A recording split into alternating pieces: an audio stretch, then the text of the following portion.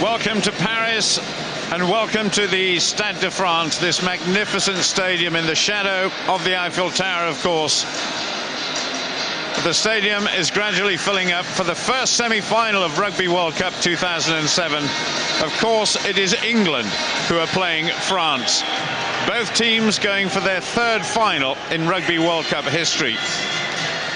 This is certainly a fixture steeped in history. It's a fixture the World Cup wants. It's a fixture the World Cup needs. But it is a fixture that some people thought would never happen in this Rugby World Cup. Next to me in the commentary box, David Sole, the former captain of Scotland and British line. David, there were two remarkable semi-final results last week, weren't there? Yes, there were. They tore up the form book and threw it out of the window, and no one, I don't think, would ever have anticipated before this tournament began that it would be England against France in one semi-final. I think perhaps people felt that South Africa might make it to the other semi-final, but I don't think anyone would have put a lot of money on Argentina. So it's great for the competition, it's great for rugby, and it's a mouth-watering prospect this evening, and again, same time tomorrow. Well, certainly in the stadium, as you would expect, a huge number of English and French supporters. Also a sprinkling of Australian supporters and All Blacks as well. But as we pay a visit to the dressing room of England, Jason Robinson, who almost played his last game for England during the pool stages when he got injured. He's now winning his 50th cap today, so that's a real landmark for Jason Robinson. And of course, if England lose, this could be Jason Robinson's last ever competitive rugby game. Well, there is, of course, a third, fourth playoff, which one of these sides will be playing in on Friday night. But for whoever wins, it's same time, same place, this time next week. The final of the 2007 Rugby World Cup beckons. Well, certainly Brian Ashton has kept faith with that team that beat Australia last weekend in Marseille. The first time he's done that, or anybody has done it, in 28 games. Yeah, it's going to be a massive occasion for everyone concerned, I think. You know, we fully understand the difficulty of the event and the challenge that we're going to face, but yeah, we're ready for it tonight. I've never seen an England team as ready as these guys are tonight. Well, Andy Gamasor certainly has surprised everybody with his great play during this World Cup. Lewis Moody is a key man. Everybody is saying that Lionel Boxis is going to have a hard time from the England back row forward. But both teams are fielding 7 veterans from the equivalent fixture 4 years ago, where, of course, the boot of Wilkinson proved decisive in the end and sent England on their way to the final. Who do you think today, David, are the key men for both sides? Well, I think it's really interesting. For me, the axis of the game revolves around the back row and halfbacks. England, I think, have a slightly one-pace back row. I'm surprised that they didn't pick Tom Rees and Lewis Moody with Nick Easter at number 8. But obviously, Lionel Boxis, very young, very inexperienced. So can he impose himself? 4 years ago, Frederick Michelak had a disaster in the rain in Sydney. It's a lovely, dry evening here in Paris tonight. Can Lionel Boxis impose himself when Frederick Michelak was unable to and guide France to their third ever World Cup final? I suppose one of the questions is, how much did last week's quarter-final fixture take out of both of these sides? Well, I wonder if both teams played a mini-final. You know, it was immense in Cardiff, it was immense in Marseille, and Argentina struggled a little bit after their pool matches. You know, will either side be affected? Christophe Dominici there. There is Frederick Michelak. But what of their coach? I think it's always key is defence. If you don't defend well, then you get punished, especially by top teams like England.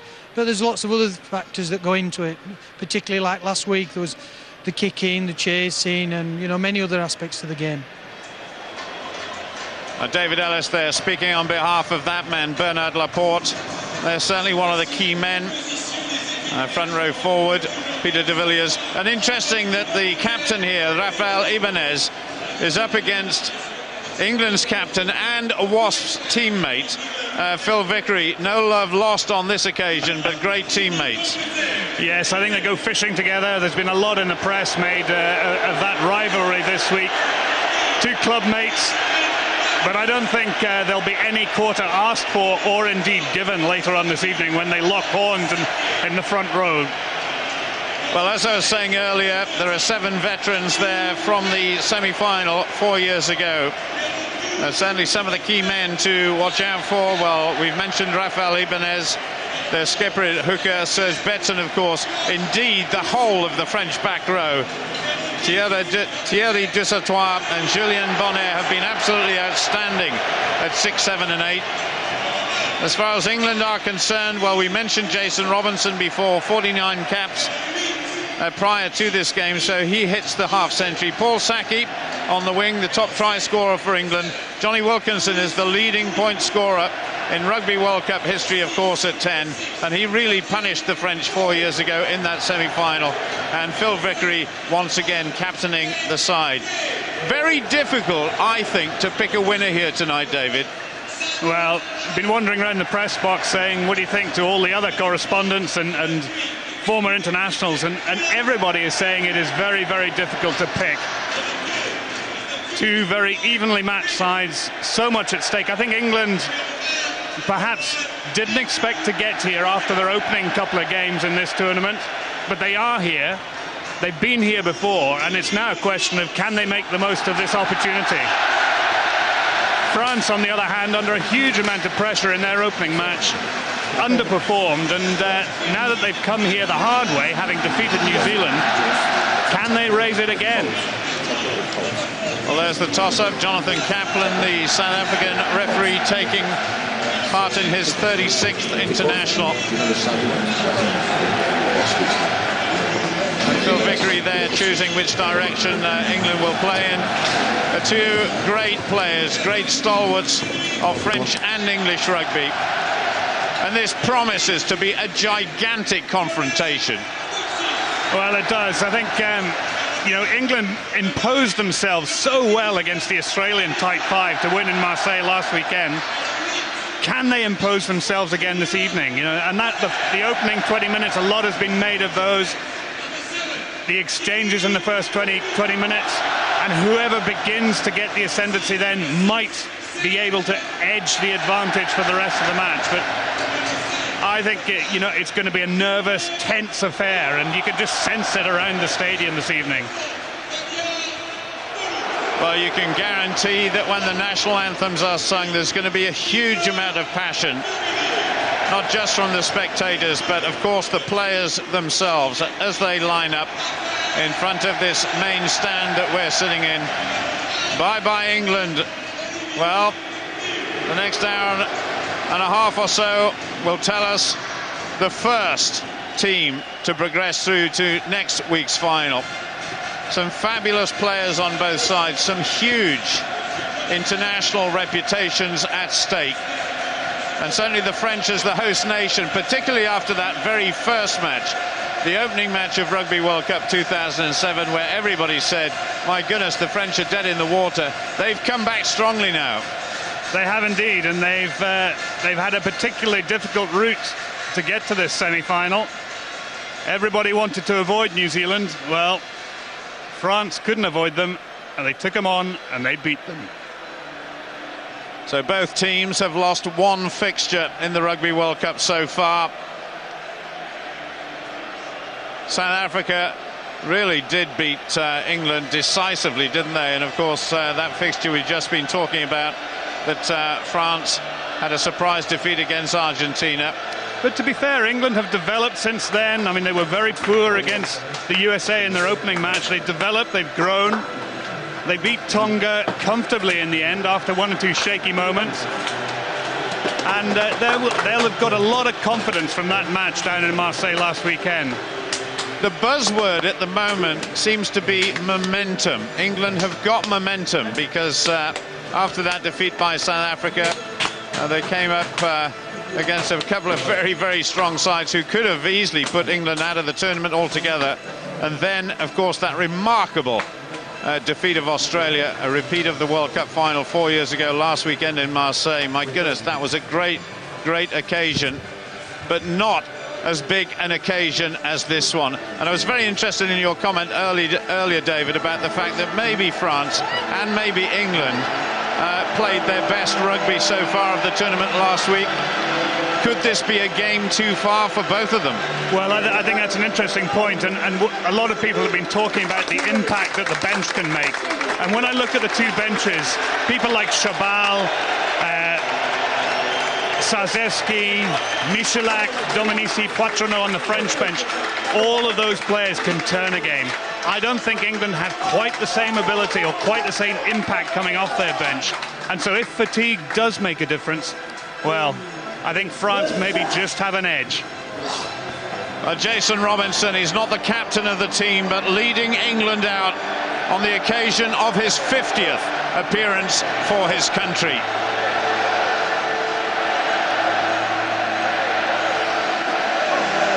Robinson, so nearly injured and left out of the rest of the tournament, but he's made a remarkable recovery. His captain lets him go on his own. It's Jason Robinson against France. Well, the accolades that he's receiving around the stadium are well deserved. He's been a tremendous servant for English rugby. I have to tell you that Yannick Jauzion, the outstanding French centre, also has his 50th cap today. Mike Catt, who celebrated his 35th birthday during this Rugby World Cup, becomes one of the oldest players ever to wear the England rose. Well, it was interesting. The English 15 was the oldest starting 15 against Australia in Rugby World Cup history last weekend at 31 years, 358 days. So add another 7 and the average age is 32 years. Well,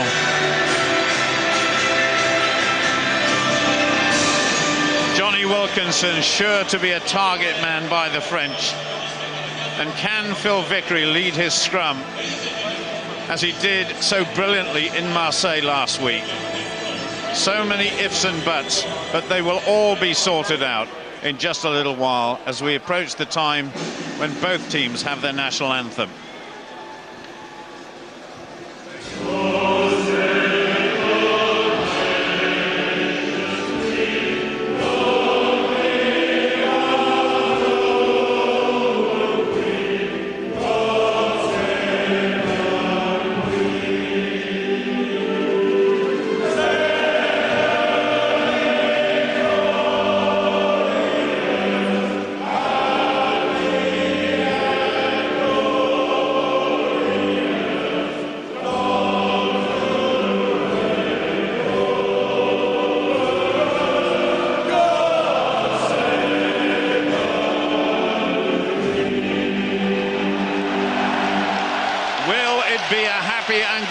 Day for England, of course the defending champions, at least for the next hour and a half.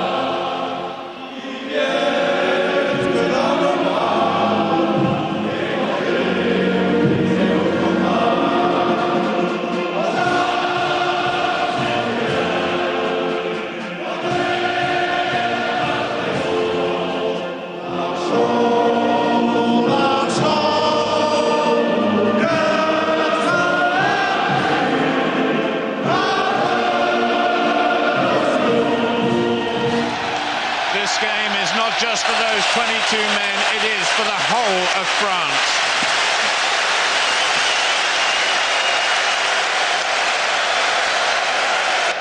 What a stadium, what an evening, and what a match we have in prospect.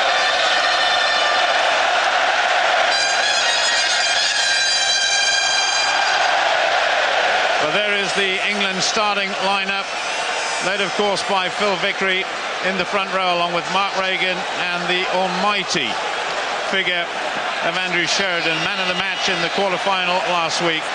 As far as France are concerned, I can't wait to see their back row of Betsen, Dusatois and Bonnet swing into action. And also at outside half, Lionel Boxis has got the brilliant Jean-Baptiste Elissalde inside him, who also captains the side.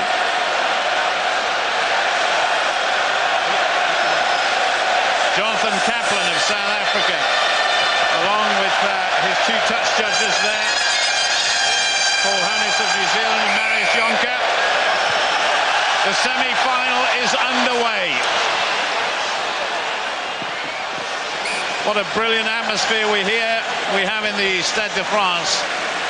And ball just kicked away there, so we have our first set piece, and this is going to be a vital part of the game, David. Yeah, it is. It's an area which England dominated last weekend against Australia. Can they dominate tonight? A lot of emphasis, of course, by England on the far side there. Andrew Sheridan, a man mountain of a prop forward. Mr. Kaplan just having a slight problem getting this scrummage organised. Interesting, they're very close together. You see France encroaching Olivier Milieu right up close to Phil Vickery there. At the back, moving across the free field. Kick. Gamasil wants to take it quickly, and away England go. A little bit of support needed there for Nick Easter. Gamasil really has added a new dimension to this side since he came in ahead of Sean Perry. Gamasil pops one over the top. That's for Damien Try to chase. And oh my goodness! Oh, that could be an opening dramatic try for England and Josh Lucy. It is a try, my goodness. England are already ahead, and there's not even 2 minutes on the clock. Well, a rueful shake of the head by Damien Try. He just overran it slightly and then tried to hit Josh Lucy, but no question about that, that's a try. A lovely little kick by Gamasil. Well, interesting. I mean, I think Vincent Clerc thought that Damien Try had it covered, and he didn't seem to contest or challenge. Well, we're using that word momentum again, because it was Josh Lucy's momentum that carried him over the line. What a start by the world champions from 4 years ago. Now, has Johnny Wilkinson got his kicking boots on tonight? Little step in. Oh my goodness, that just scrapes past the left-hand post by inches. But that try by Josh Lucy, an opportunist try, and Damien Try there. Well, he'll look back on that and have a few nightmares about it, I suspect. It was a gift for Lucy. What a great start for England. England 5, France 0. And England actually have the least number of tries going into the quarterfinals of any of the quarterfinalists last week. They only had 11.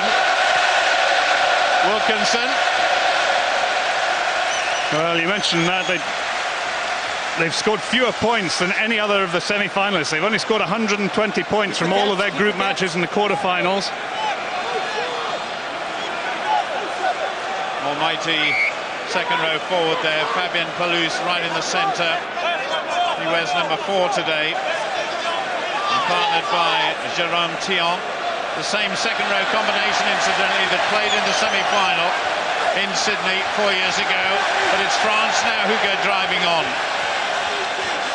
The second row forward with the scrum cap on there, Thierry Dusatois. Now, can Elissalde get his first touch of the ball here and spin it away? There's Elissalde. Great kicker as well. That's way up in the air by Lionel Boxis. A tester for Jason Robinson. Well, Jason Robinson nearly overran it, but it was just fractionally long by Lionel Boxis. Well, it nearly went above the height of the stadium. It was a huge kick, but just a little bit too long. So Robinson for touch. And certainly you could say touch kicking is not Jason Robinson's greatest strength, but he's very, very safe under those high balls normally. Normally. He took it in the end, but it could have very easily gone awry. So the skipper, Rafael Ibanez, throws in. Once again, taken beautifully there. Jerome Thion this time. Midfield. Betson is in there. Elisal. Little chip forward, but that was blocked. That was Mike Catt, the veteran London Irish centre for England, who blocked it. And good tackling by Andy Gummesel. Referee is playing advantage. Be interesting to see what the three-quarters tactics will be here. There's a long pass by Mark Regan. Josh Lucy once again.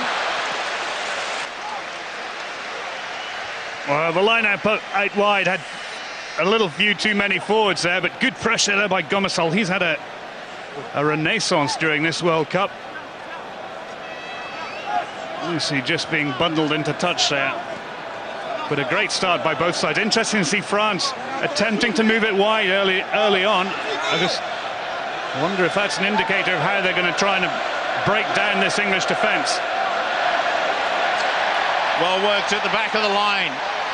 Loose passing midfield, but Damien Try there almost breaking through. Damien Try is such a potent force when he's got the ball in his hands. Roll away. Thierry Dusatoir there with the ball in his hands, taking on a couple of metres.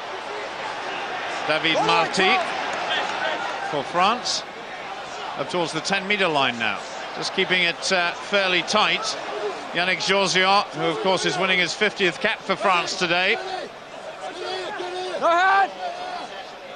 Nick Easter trying to get his hands to that one, but referee says get your hands off. That's a drop kick attempt by Buxys, but charged down. Easter couldn't quite get his hands to it. So Betson took it on a couple of metres. So France still in possession. They bring it on the tight side. Good tackling from Lewis Moody for England. Watch here. On me. France just biding their time. Once again, the forwards taking it on. A lot of possession coming France's way, and France playing the advantage now. Bit of an overlap here. A very, very good tackle indeed there by Wilkinson. Well, coming over at the ruck, the referee playing the advantage, and well, France really trying to play the sort of game that I don't think anyone expected them to play. They're really moving it wide, trying to bring Damien Try into the game early on. There's the offender there. But look at this drop kick from Buxys. Like 5 metres inside his own half, and of course, because it was partially charged down, that meant that Betson was immediately played onside. And France making the most of this opportunity. What a cracking start to this game. Well, it looks as though the kicking duties have gone to Buxys. Certainly Elisal has been kicking very, very well throughout this tournament. Well, as scoring a try earlier on against Namibia. But Buxys, a lot of talk about the outside half of France having a major impact, and that is his first significant impact in this game. That brings the gap back to just 2 points. It's England 5, France 3. And again, I think everybody expected this game to be pretty attritional, for the forwards to try and bully their way and get some sort of supremacy over each other. But my goodness me, France have opened up with some intent. Well, certainly the last 5 minutes have all been about France since that early try that was scored by Josh Lucy for England. But Buxys hit back with a penalty. So it's just the smallest of gaps now between the two teams. Back to the fullback, Damien Try, and that's only up towards the 10-metre line. Both Damien Try and Lionel Buxys have siege gun boots. Both very capable of kicking it a good 50 metres, but that time just came off the side of Try's boot. I think he would have expected a little bit more. So the first throw-in, possibly to Martin Corey by English hooker Mark Regan. Oh, straight over the top. A good chance for Rafael Ibanez to get stuck in and take it on 3 or 4 meters. France have possession. Little switch there. It goes to Yannick Georgion, this outstanding French centre. Martin Corey almost offside there. Oh, charged down by England. And that is into the French 22. There was nothing that Ibanez could do about that. And that was France under real pressure there. Well, France have conceded the 5-yard scrum. Ibanez tried to kick it away, but here he goes, he kicks, and it rebounds off David Marty, which means that France actually carried it over, so they have now a 5-meter scrum to defend. A very important scrummage now for England. Phil Vickery almost being forced down on this side. Well, Phil Vickery, he's trying to bind on the loose head there, Olivier Milou, and pulling him down there. Keep off his arm. Keep off his arm. Well, referee Kaplan has come over to the side where Phil Vickery is scrumming down against Olivier Milou. You can see Phil Vickery's he's gripping on Olivier Milou's jersey there, and he's just twisting in a la Jeff Probin. Crouch. Touch. Pause. So once again, this is a very important scrummage. Possibly the pickup by Nick Easter. Nick Easter just losing control a little bit, and that was a shame. Now, can England recover from this? Jason Robinson tackled by Ellis Sald. And all of a sudden England have lost about 30 meters or so. Nick Easter recovers a bit of ground for England. Andrew Sheridan picks up and goes, this human battering ram. Well, there was a lot of talk midweek about the fact that England needed to get good quick ball, let their 3/4 take it at pace. People like Paul Saki here. A tackle there by Cedric Heymans. And a penalty to France. He was holding on there, Paul Saki. No question, France were trying to rip the ball away. Saki was tackled. And he got unceremoniously somersaulted. There he is. He's held there. They're trying to rip the ball away. Saki's not releasing. Clear penalty. Well, Lionel Buxis has certainly seen a lot of the ball in the last 5 or 6 minutes or so. You just get the impression sometimes that England slow it down unnecessarily. Yeah. That scrum, they didn't have a solid enough platform. They needed to get the ball out and away when it was moving. That was great jump right at the back of the line there by Julien Bonner. Hold there, hold. And Thierry Dusautois in support. Run away! The French really have started at a pace here, and they've had the lion's share of possession. Get on sides, get on sides. Serge Betsin. Fantastic French back row forward player. That's for Josh Lucy to chase. Can he keep it in? Yes, he can. Almost slipped. And Vincent Clerc there was charging down on Josh Lucy. But Lucy used to playing fullback, so he knows what it's like in this sort of pressure situation. Interesting, Buxis is standing very, very deep from the ruck and maul, and he's coming under a lot of pressure. We've seen a couple of charge down kicks already. England targeting him, I think, young, inexperienced. Jean-Baptiste Elissal there just saying something to Rafael Ibanez before the throw-in. Ben Kay just peeling off there. Try and get in support again. It's still the ball at the base of that ruck on France's side. Fabien Pelous. And the big second row forward there, his 118th cap for his country. That's a remarkable record. Once again, a big kick coming in. And this will put England under a little bit of pressure. Lucy going up against Yannick Georgion. Perhaps England have come away with it this time. So Johnny Wilkinson goes to Cat. Not a particularly good kick by Cat. That ball just hanging there. Well taken by Josh Lucy, under a lot of pressure from Vincent Clerc once again. Lewis Moody just helping Sheridan away. Once again, that ball is being hoisted backwards and forwards, first one way, then the other. And Damien Traille was caught by Paul Saki there. But Alisal gets his winger away.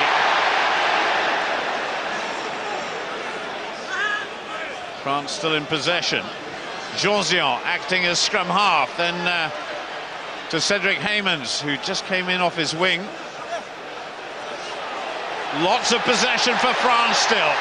The fullback, Damien Traille, coming in. He's often played centre. No hands, white too. A very, very good attacking player. Serge Betson just lays it back for Alisal. Oh, good driving run once again. This time by Thierry Dusatois. Nowhere to go on that tight side, so they'll bring it back to the left. Now they've got space. Good play by the French. Ibanez onto Boxis, but that was forward. Well, Jonathan Kaplan very quick on the forward pass there. I thought it looked pretty lateral from where we're sitting. Fractionally. Good decision by Kaplan. But I tell you what, this is a French side we've not seen so far this Rugby World Cup. They're changing the angles of attack, they're bringing their runners in, they're trying to spread it wide. And they're varying their game so effectively. Well, that would be worrying if Wilkinson was injured. And while we're pausing here, we can go down to our pitch reporter, Robbie Knock. What a start to the game by the French, Robbie. No, pretty impressive indeed, Paul. I mean, no one thought that the French would kick off in such a manner and start, you know, mixing it up and putting in a different cocktail of play. But fantastic 5-3 after what, you know, before halfway through the first half. Well, we're going to enjoy some explosive rugby from now on, that's for sure. I certainly hope so. Meanwhile, Easter controlling it once more. This time Easter picks up. Needs support though. Lewis Moody was there. Gummesel gets it away to Simon Shaw. Simon Shaw drops it. That was a cracking tackle by Serge Betson, and he really went in for it. Everyone says Thierry Dusatois is the hardest tackler, but look at this one on Corey there. Just lodges the ball. Perfect technique. That is, of course, why Serge Betson had to go off last week, wasn't it? Because of his tackling. Well, I think he took a blow from one of his own. He had a very hard tackle and took a blow from a knee there. Sheridan being penalised there. But Betson, I mean, he was interviewed during the week, and they said he said he went for a scan, but they didn't find the brain inside, so there's no problem. Well, there we go. Sheridan, the one that was penalised on that occasion.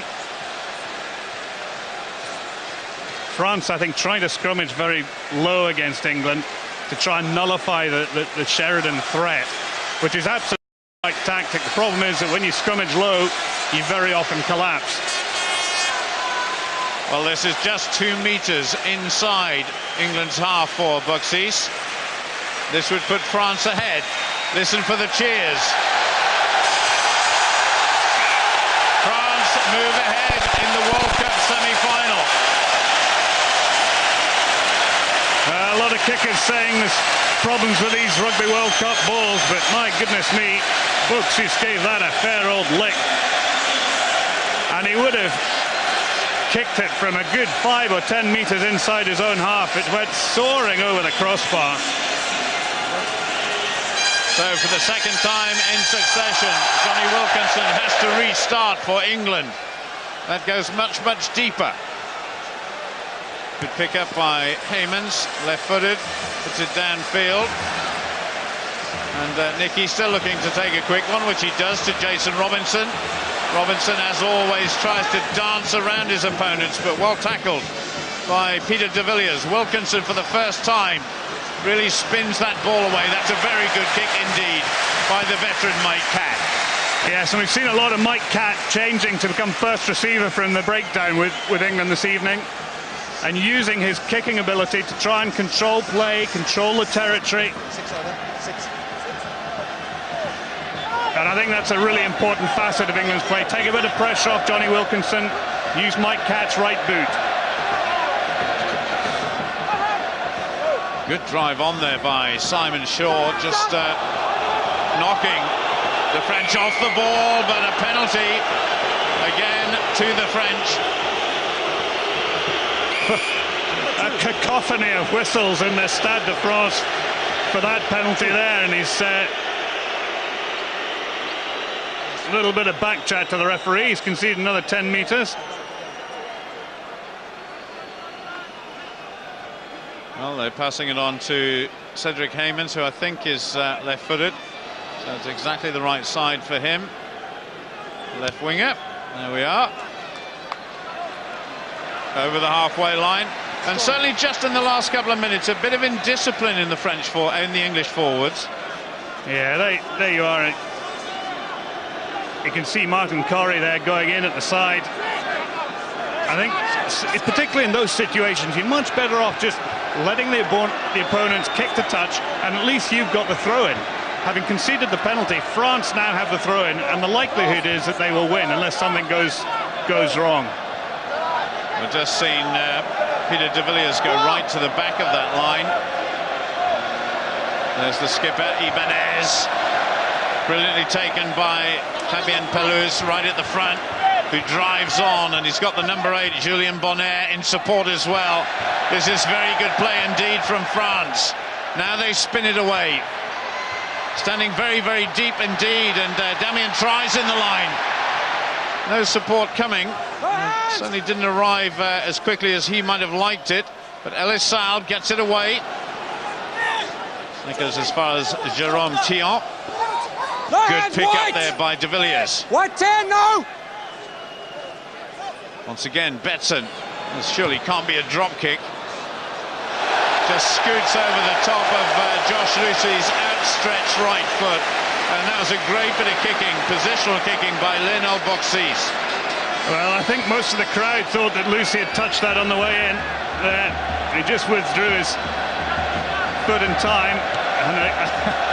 And I think if he touched that, France would have had a terrific attacking line out there. So a good decision by Lucy not to try and stop that with his foot. There's Simon Shaw. Phil Vickery, the captain, right at the back, and Mark Reagan, often accused of being a little bit too verbal, but certainly has come on strong during this World Cup. And Simon Shaw took that one-handed. One or two people in the crowd there thinking it hadn't gone the full 5 metres. Gumasol over the top.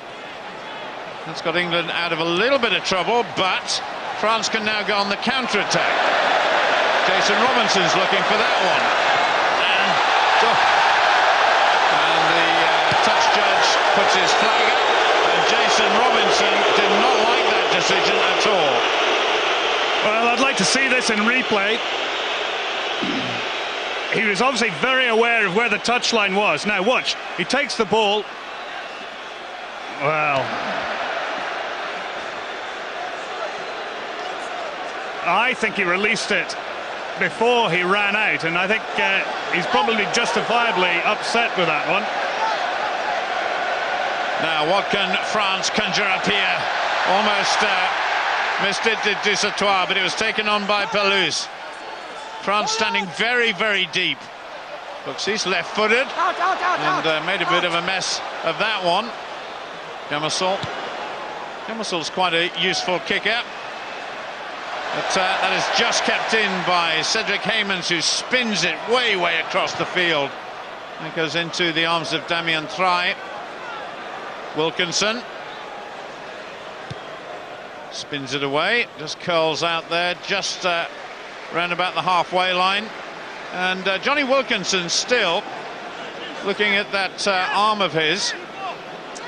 Fabien Pelouse, I think, is in a spot of bother there. He's looking for some attention. Big hit by Johnny Wilkinson. He certainly doesn't hold back in the tackle. Well, when you've got a guy of Fabian Pelousa's size, he's almost 2 meters tall, 120 kilos, up against Wilkinson. And just wondering if Pelousa's coming off. He's still on the field. There's one of the great French favourites, of course, Sébastien Chabal, waiting to come on, but Pelousa's had treatment and he's still taking his place in that lineup. Indeed, goes up and takes it one-handed, but good drive there by Ben Kay for England. Another of those veterans I was talking about who played in the semi-final 4 years ago. That's all history now. But England, of course, are still the defending world champions. Big kick coming in by Wilkinson. A bit too deep there for Mike Catt. Well taken by Damien Thry. Yannick Georgian just caught there as well. That's into space. Robinson taking his time. Just curls away, and that goes out about 7 or 8 meters beyond the halfway line. Well, just this first 25 minutes or so, the first quarter, France have varied their game incredibly well. Paul, I can sometimes they're attacking wide in the outside channel, and sometimes they're kicking, and it's causing England a few problems. They just can't get the defensive patterns quite right. Well, this would be a sad sight to see one of the greatest of all French lock forwards coming off, but it looks as though it's the end of Fabien Pelousa's semi-final. Robbie, what can you tell us? Well, I can tell you that the big man Sébastien Chabal is coming on to replace him. Sad moment, obviously, for Fabien Pelouse, as you mentioned, Paul. But you know, what a fine replacement to come in and cover hit for him. Paul Saki for England. He's got Robinson outside him. Good tackling by the French once more, closing down Robinson very, very quickly indeed. But Gummesel gets it away. Wilkinson spins it across. Mark Reagan right in the centre of the field. One is out. Gummesel, Vickery taking on David Marty, but Marty managed to bring down the English front row forward. Wilkinson going for goal. Oh my goodness, that was very, very close. Yeah, I think it just shaved the left upright there. We'll probably get a replay from behind. Here we go. Oh. 3 drop goals against France in the last time they met in the Rugby World Cup. See how close that one was. Well, the scourge of the French, certainly in the last World Cup. And France, in the last, 5 meetings since 2005, have won 4 of them.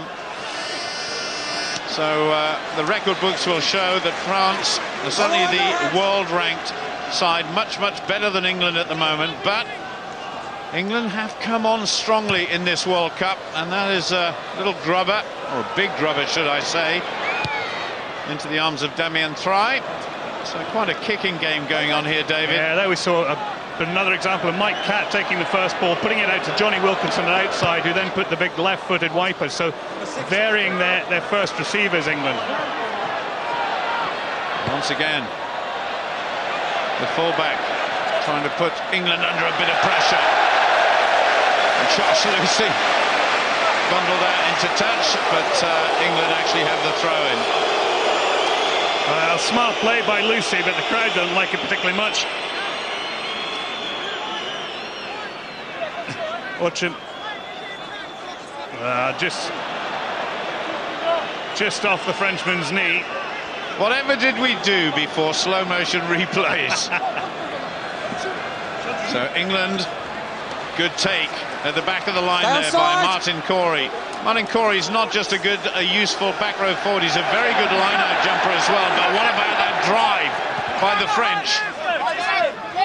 England just managing to control it. Actually, I spoke too soon there. Lucy once again trying to break out of defence.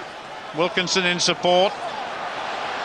Now then, Matthew Tate, Newcastle Falcons player, who of course plays with Johnny Wilkinson. Well, a great tackle by Josian Tate. Entry 6. Serge Betson, the one who infringed there, coming in from the side. But interesting that the French have targeted, I think, the outside channel. I was surprised they aren't targeting the Wilkinson Cat axis, because Cat, he's getting on in years. But actually they're going for the Matthew Tate. And one thing Matthew Tate has is plenty of gas. Well, I don't suppose anybody would be surprised to see Wilkinson calling for the shot at goal, 3 or 4 meters inside his own half. And one thing Johnny Wilkinson has is accuracy, but distance perhaps not his forte. You're about to give him the commentator's curse. So Wilkinson to put England back in the lead, just on 28.5 minutes. Left-footed, and that just goes past the right-hand post this time. Well, it's certainly at the distance. And again, he was 3 or 4 meters inside his own half, so France beware. Stay behind the white. So just that solitary score by England. The try by Josh Lucy, no successful kicks at goal just yet. Saki taken by Heymans for France. England in possession though, they're keeping it tight. Reagan in support. Gamasol just looking for Wilkinson. Wilkinson swings it way across the pitch to Big Ben Kay, who's brought down by Serge Betson. No, leave it now, blue. Matthew Tate in there, rummaging for the ball. Oh, my goodness. I hate to say that, but that was a typical second row forward chip. Andrew Sheridan, sometimes called the Raging Bull, along with Phil Vickery. Hold that. Fellow prop row forward for England.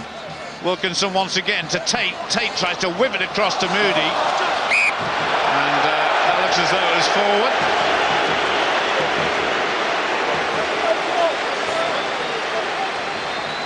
Well, the French crowd really rising to these big impact tackles, but there's the man who came on to replace Fabien Pelous, the l'anesthésiste, as they call him in France, or the caveman, or I saw a picture of him in one of the English newspapers earlier this week, before he grew his hair and his beard. That looks as though he may have got a finger in the eye, apart from anything else. The player who came in to support him on the tackle, I wonder if it is his eye that is being attended to. Robbie, can you see anything from down there? Yeah, absolutely. He did get a finger in the eye. You were completely right there, Paul. But he's back up on his feet, as you can see, so the caveman continues. So we'll go back over to the other side as Sebastian Chabal, of course teammate of Jason Robinson in the English Premier League for Sale Sharks. So Chabal and the rest of the French pack go down against England. Elissalde puts in, controlled at the back by Julien Bonner. Must admit I'm very impressed with the way that Andy Gamasol keeps harrying and worrying Elissalde. Two scrum halves really at each other's throats.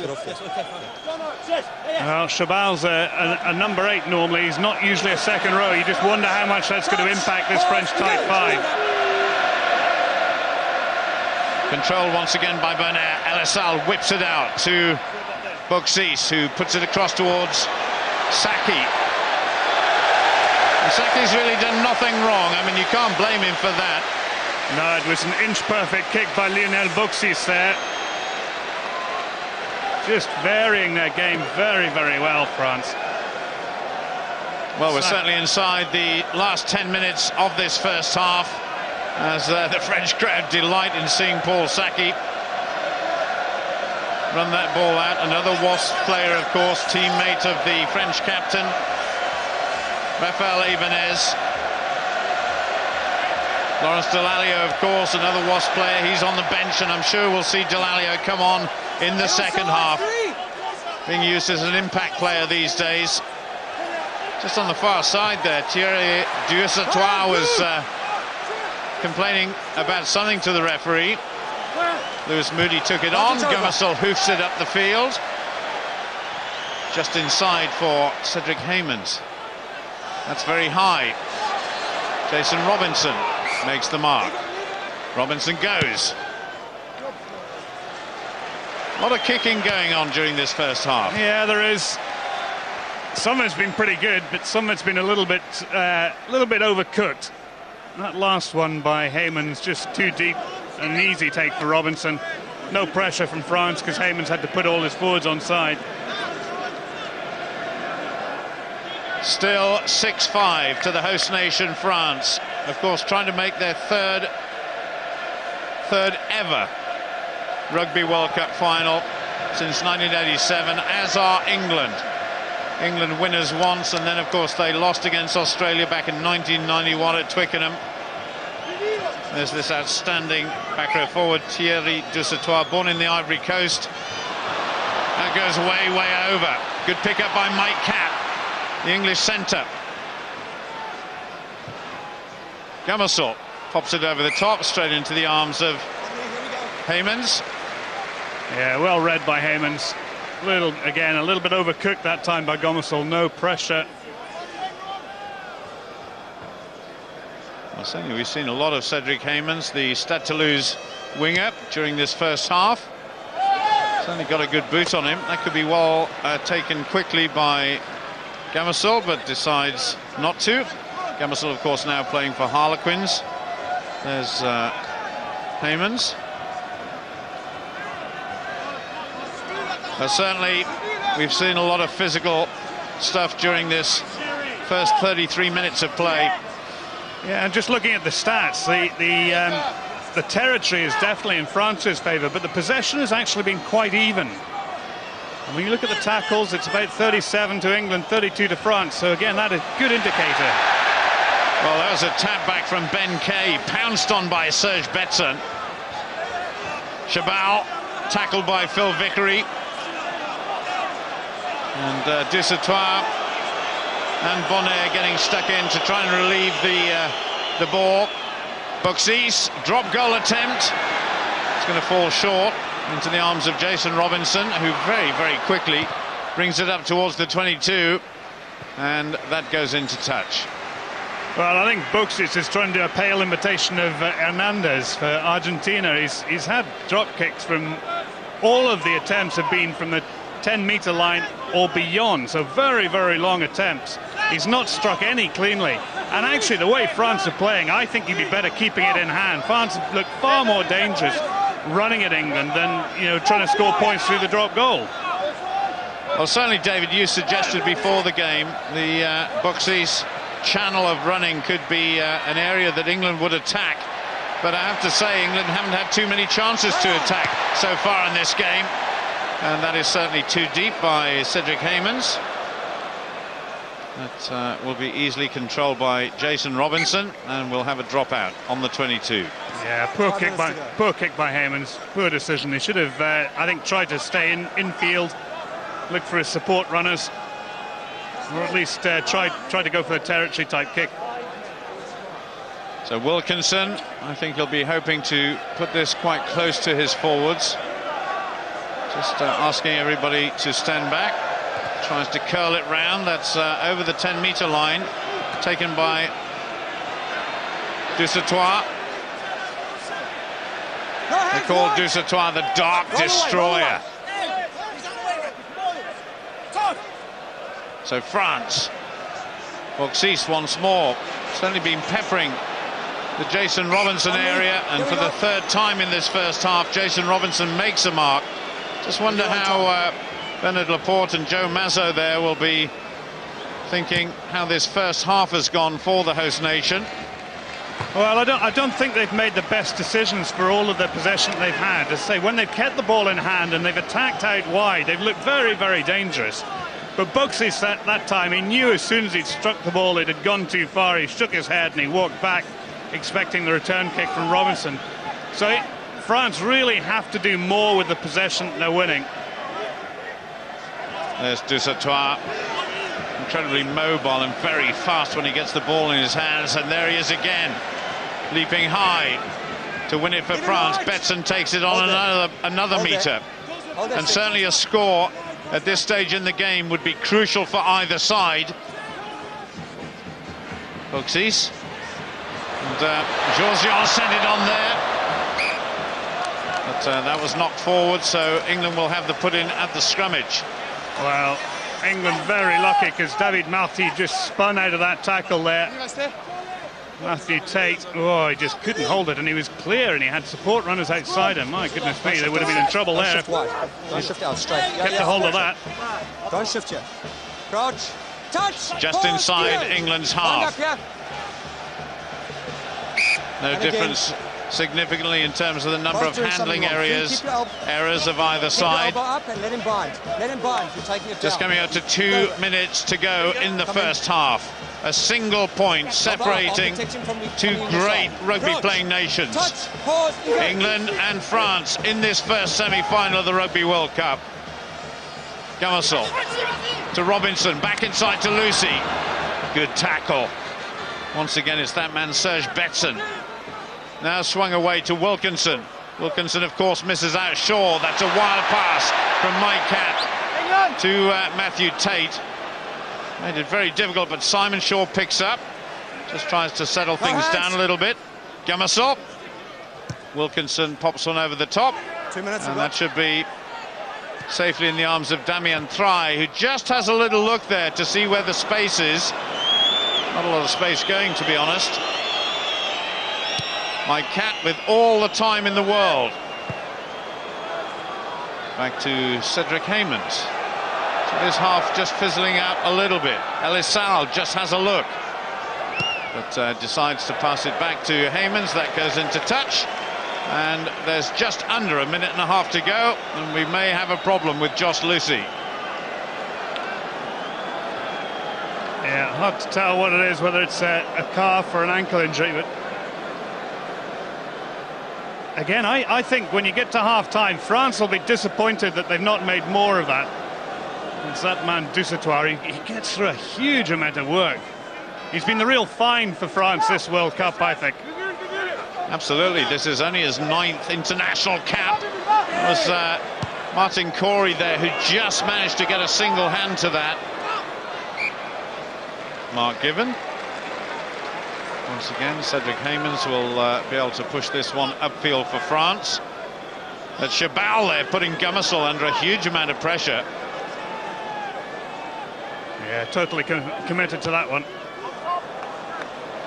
Not a particularly good kick in the end. So England. Now then, interesting. And we've got Dan Hipkiss coming on for Josh Lucy. That's a sad sight to see, but a wonderful moment for the Leicester Tigers centre. Yeah, and Matthew Tate's actually gone out to the left wing. Hipkiss outside centre there, but it's a shame because Lucy was having a great game. Well, that was interesting. That was to Simon Shaw right at the back of the line. So England may well have options on both sides. Actually come across to Jason Robinson, but Robinson under pressure from Elisal. But Robinson, being the mercurial runner that he is, manages to wriggle out of trouble. And that is the end of the first half. France leading in this semi-final, but only by a single point. 6 points to 5 in the Stade de France. France are leading.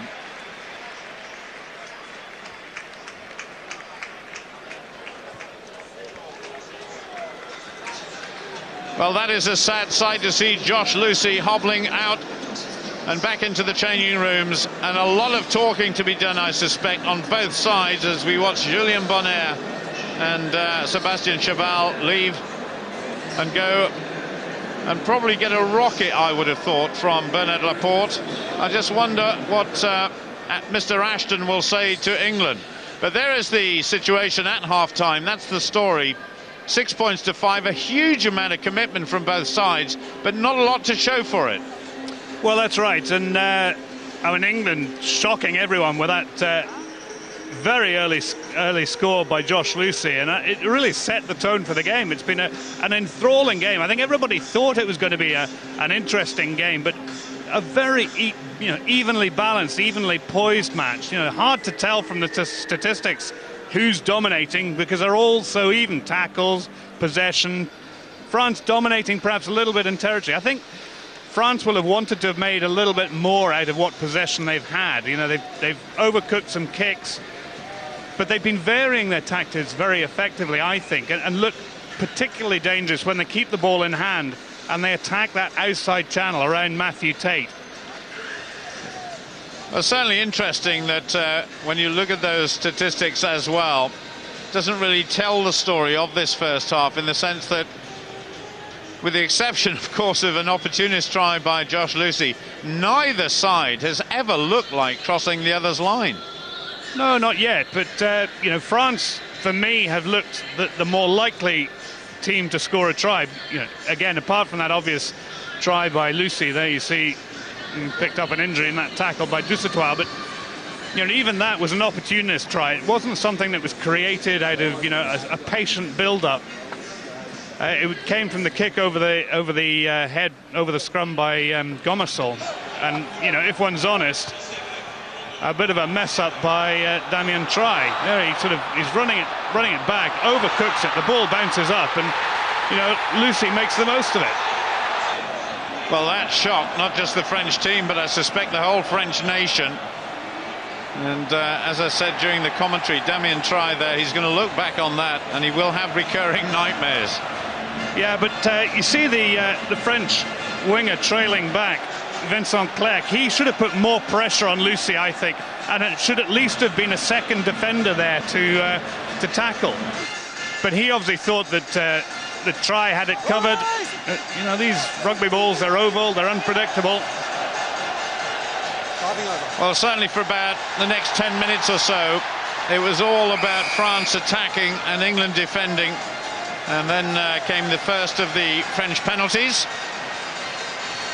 And we're used to seeing Elissalde kicking for goal, but now the emphasis is on Lionel Boxys, who really is beginning to make this number 10 shirt his own. And so the Stade Francais outside half, take the bind, do not even try, keeping France in the hunt. Scrum's going down, and I guess French spectators will remember what happened 4 years ago in Australia, and remember the way that Wilkinson punished them.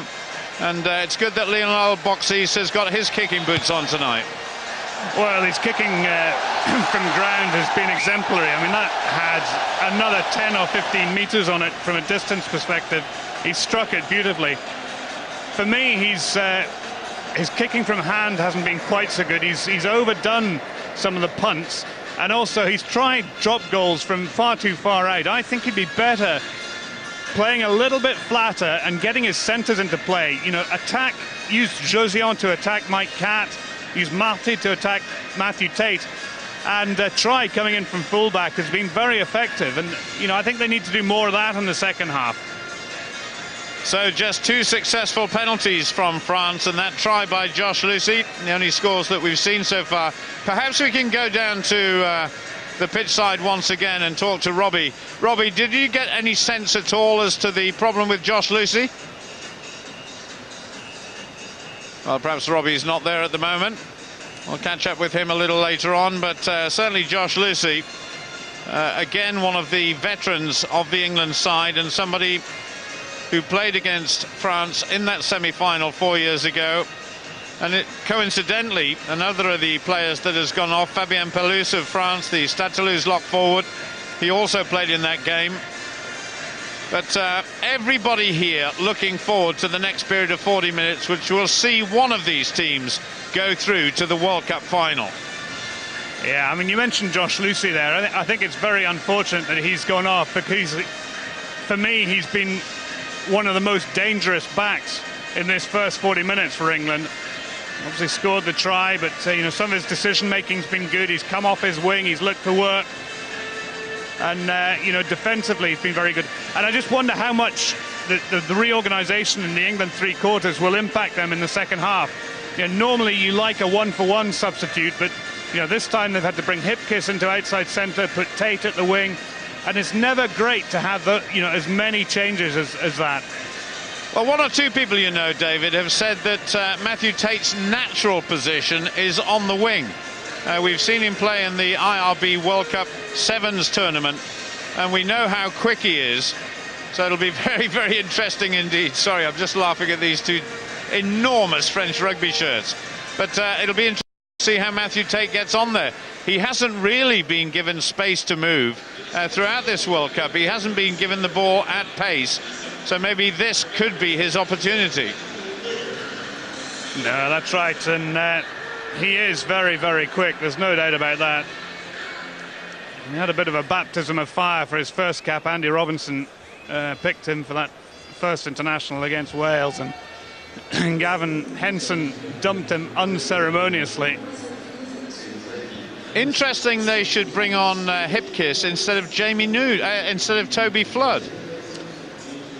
Yeah, I think that's right. You know, they've clearly got options in their bench, but you know, I'm sure both sides would have wanted to have kept the bench free and fresh for the last 20 minutes, because again, we talked before the game kicked off about you know, the incredible intensity of both matches last weekend in Cardiff and in Marseille, and how important they were. And, well, there you go. A lot of All Black supporters in the crowd.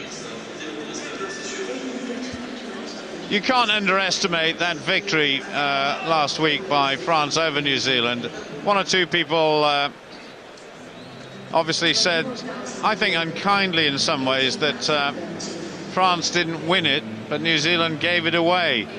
Well, I think when you look at it and you analyse what happened, you know, people will point the finger at Wayne Barnes and say he had a poor game, he made some poor decisions, and you know, a couple of those decisions had an impact on the final outcome of the match. Well, yes, maybe. I think the blame for that perhaps lies with the IRB. I mean, Wayne Barnes is obviously a very good referee, but you know, very young, and to give him such an important match at the tender age of 28, I think was perhaps over-promoting him, you know, on this occasion. But at the end of the day, France won it because, you know, they defended incredibly well. They made over 200 tackles during the course of the evening. And, you know, you've got to score tries or you've got to score points. New Zealand could have kicked a drop goal. They never attempted it until Luke McAllister was, you know, the game was virtually dead, and Luke McAllister was about 40 metres out. So, you know, they only have themselves to blame. I just had one eye there on the players' tunnel. Jonathan Kaplan, the referee there, having one or two words with the French captain, Raphael Ibanez. The French eager to get out, eager to get this second period of 40 minutes. And such a massive, massive game ahead for Jérôme Thion, for Damien Traille, Peter de Villiers there, the prop forward. And here come England. There's Nick Easter, Andy Gamasol, the scrum half, and Johnny Wilkinson. Perhaps Andrew Sheridan not having the game that he would want. He was man of the match last week against Australia, the giant prop forward, but there is Phil Vickery. And the one thing Phil Vickery is never short of is passion every time he pulls on the England shirt. A lot of support for the defending champions. A huge amount of support for Raphael Ibanez and the French. Well, England, they're champion du monde at the moment. Will they be champion du monde at the end of the game, or will they have another chance to be the first ever side to retain that Webb Ellis trophy? Johnny Wilkinson could have a say in the matter. Phil Vickery will give everything that he's got to make sure that happens.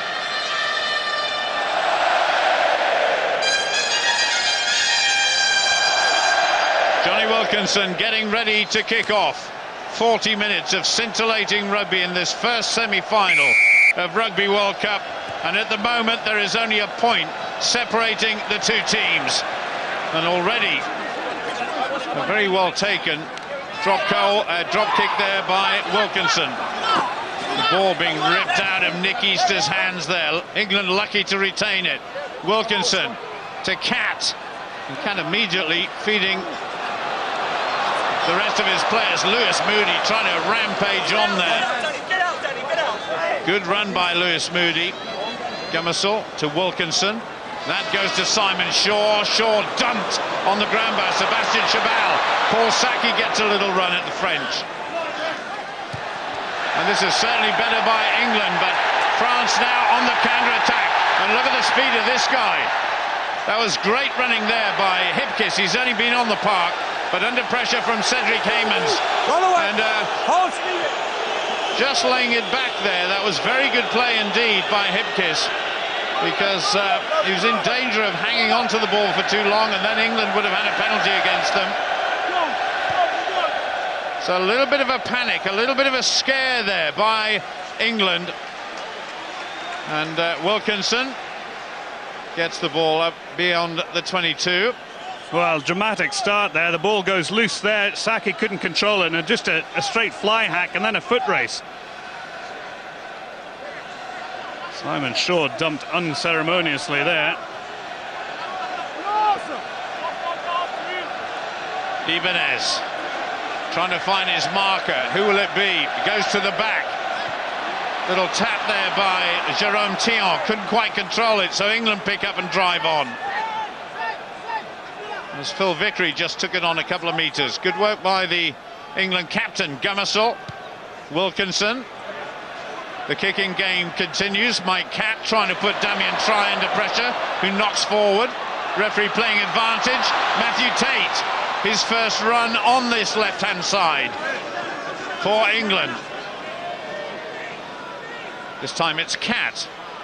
Finds Wilkinson infield, who whips it across. That's not forward this time by Phil Vickery. Well, I don't know why they needed to try and put the long pass in. They had men in between him. And putting a pass like that on the bootlaces of a tight head prop forward is always a bit of a challenge. Yeah, timeout. So already a little time out there for a slight problem with Vickery. Vickery, of course, not playing the role in this World Cup that he would have liked to have done. Banned or cited and then banned for 2 games. Well, fairly ignominious start for the English skipper. Obviously Martin Corrie came in, experienced. But, you know, he's won his way, fought his way back into the side and done it on merit. Well, I'm certain we'll see Matt Stevens come on for some part of this game. Good drive by England, almost disrupting France, but in the end France come away. Now they can run at the English. And there was certainly a chance there with men outside, and that was stolen by Hipkiss, but England have been penalised. Well, Buxey should definitely have given it there. He had about 4 players outside him to 2 England defenders, and instead he just backed himself. Entry, 8, entry, side. They've won the penalty from England infringing, but well, we're just going to see the penalty there. There it is. It's coming in at the side there. Once again, though, that was a very good tackle by Johnny Wilkinson. So a chance for France to stretch the lead on the 10-metre line. Not quite in front of the posts. Buxis for France. This for 3 points. Straight between the posts.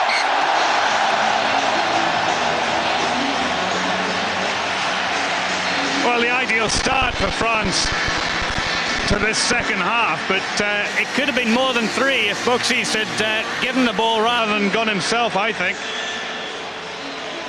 Is Buxis going to do a Wilkinson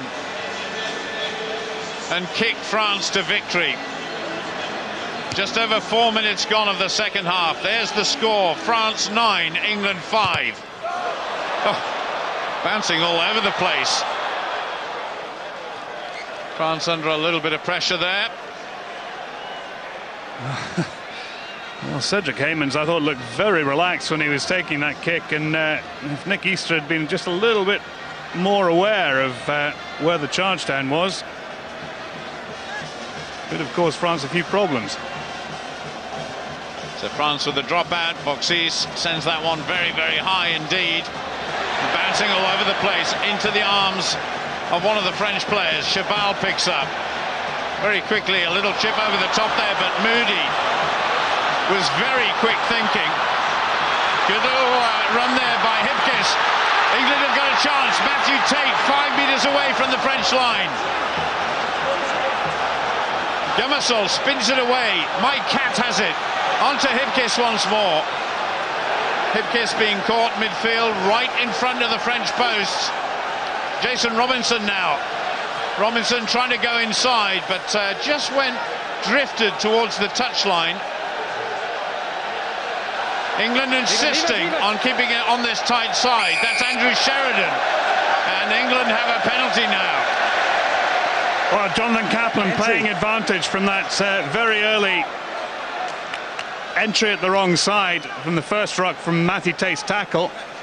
Lionel Box is the one injured there, but you know, again, they didn't need to try the chip kick. They had players outside them. Just trying to be a wee bit too cute, I think. Well, that was an example of the sort of speed we've been talking about. And Matthew Tate, good tackling coming in. It's Mike Catt who sent it midfield, and once again, Dan Hipkiss has made quite an impression since he came on here. But that was all started through the very quick thinking of back row forward Lewis Moody. Well, he's got a reputation for charging down kicks, Lewis Moody, and a track record in that area. Just England unable to capitalise on it completely, but well, we'll see if Johnny Wilkinson can open his account. Unusual to get to the 46th minute and Wilkinson not on the scoreboard. Absolutely. Well, he kicked all 4 penalties against Australia last week to send England through to this semi-final. Brian Ashton watches on anxiously. This would put the gap back to just a single point. Johnny Wilkinson goes for goal for England. That looks better.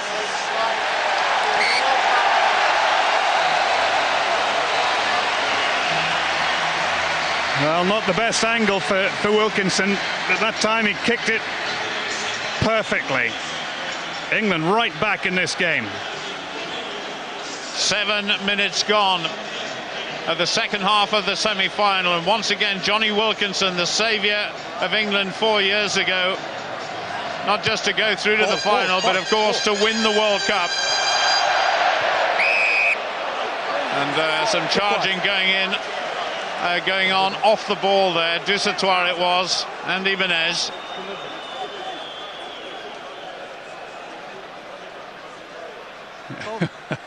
Referee. Exclamations from the English bench there.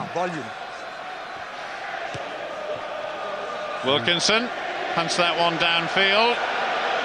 And for the first time, Stade de France rings out to your favourite song, David. Did I say that? I wonder how long it's going to be before the Marseillaise starts ringing around this stadium in competition. Ben Kay, Gamasol, that's good speed by Mike Catt. That was a lovely floated pass by the scrum half. Fed back inside by Wilkinson. The players lining up on that right-hand side, but that is quite a good kick by Gamasol, but Damien Try there. I'll change my opinion of what I thought of that kick. It turned out to be not a very good one at all. No, it was aimless, I think, you know, and his forwards won't be happy with that. You know, they put in the hard work, they do all the hard graft, and then they give the ball back to France. Well, certainly 3 of the quarterfinals last week were decided by just a very small handful of points. And there's only 1 point here between the two sides. Leave him, leave him! England have possession. And a little drive forward there. Only a couple of metres. Now then, Mike Catt once again. That could well have been forward, and Martin Corey, his pass was a bit suspect as well. Well, I can't blame Mike Catt for that, because actually they'd overrun the pass, so they were in front of the pass when he gave it. There you go, Martin Corey, he'd overrun it. But again, Cat and Wilkinson interchanging. Cat the first receiver that time. Come in closer. Certainly interesting to see Wilkinson and Cat interchange. They have done that a number of times when they've been paired together at 10 and 12. Mark Reagan chatting away as always to the referee. Well, here's the Marseillaise. Quite right too. You certainly can't accuse this game of lacking atmosphere. It is, after all, a World Cup semi-final. Elisal gets it away, but Gummesel almost got a hand to it. Chipped forward there by Buxis. It's Matthew Tate who's going back. Oh my goodness. Tate just manages to scramble his way inside that 5-metre line, running down the touchline. So England still have possession. Wilkinson screws that ball downfield, halfway between the 22 and the 10-metre line, but almost a problem for Matthew Tate there. Just seeing Freddie Michelak warming up on the touchline there. Buxis was down earlier on. So I'm just wondering if that's a straight fly half for fly half replacement. We'll see in a minute. And also Sarzeski, the hooker.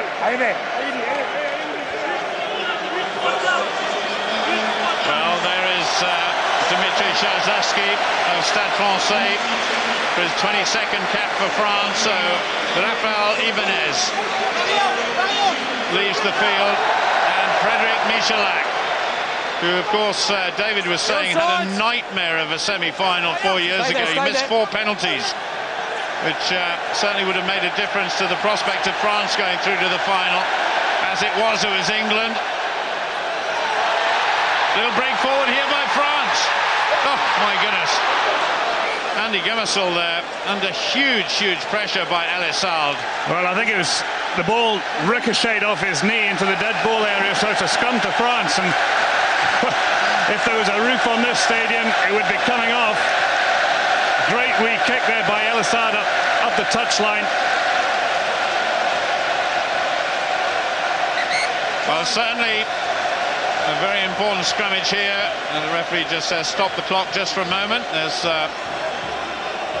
one of the players receiving attention, but this is a very big scrum for France indeed. Yeah, and you mentioned Freddie Michelak having a nightmare 4 years ago. He came on in Cardiff, and with virtually his first touch of the ball, he transformed the match. So I'm sure that's what Bernard Laporte's expecting him to do this evening. So as Mark Reagan, the English hooker, is having his wrist looked at. So Elisal has the ball. England have got to defend so hard here. A huge cheer from the crowd goes up. Bonaire picks up. Elisal whips it back. That was a brilliant pass. Georgian. Little dive inside there by Vincent Clerc. There's only one French player on the left-hand side, but goes straight back. Frédéric Michelak. Oh. Michelak was certainly under pressure there from the English number 8, Nick Easter. Well, look at this pass. Brilliant reverse pass by Elisal. But they had an overlap there. Well, Michelak didn't strike that at all well, but they had an overlap. And Cedric Heymans was very wide. I just wonder whether they saw him. He was so wide. I think he was perhaps expecting the cross kick, which we've seen a lot. So Wilkinson drops out on the 22, picked up by Heymans. Paul Saki tackles. Almost reminiscent of the first half when France had a lot of possession. And Michelak kicks downfield. That shouldn't offer any problems to Matthew Tate. Well, interesting. I thought Tate should have let that one go, because if it had gone dead, England would have had a scrum between the 10-metre and the halfway line, which is where Michelak kicked it. But, well, there we go. They've got the 22. Paul, there's going to be another substitution. Joe Worsley's just taken his tracksuit top off, so he is just running onto the pitch now. Thanks very much, Robbie.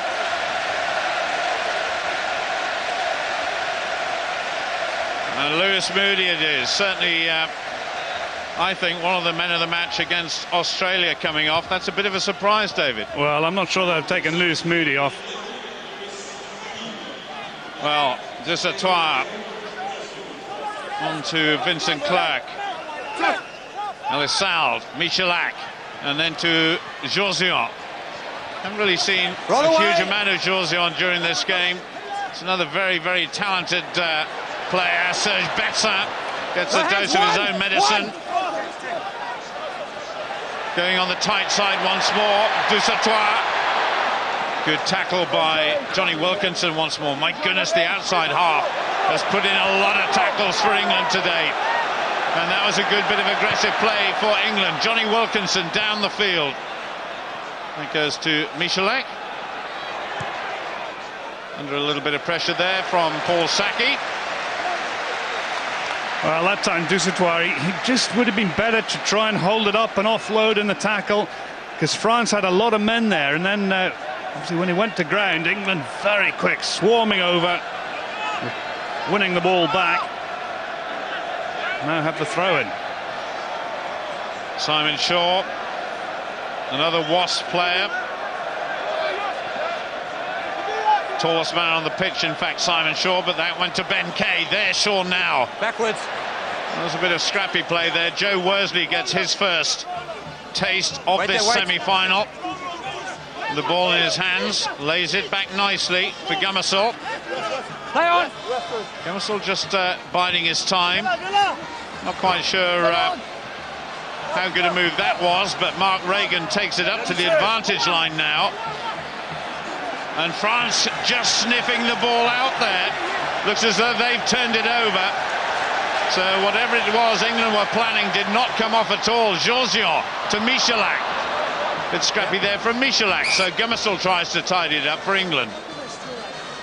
Again, just a little bit untidy. The French just, I think, trying to do a little bit too much kicking at the moment. You know, little chip kicks, little grubbers, not coming off them. I think they'd be much better off if they're able to try and retain possession, keep the ball in hand, go through the phases and be a little bit more patient. Curry. Yeah, Paul, there's more movement on the England bench. Matt Stevens, the Bath crop, just coming on. Can imagine Andrew Sheridan. No, who's coming on? Oh, Phil Vickery, sorry. So Matt Stevens gets his taste of World Cup semi-final rugby. Born in Durban, of course, but now plays for Bath.